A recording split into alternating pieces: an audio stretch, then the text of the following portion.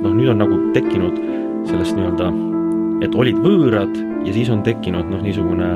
lumepalli efekt ja see suurem kõla ja kaja efekt, kus siis nagu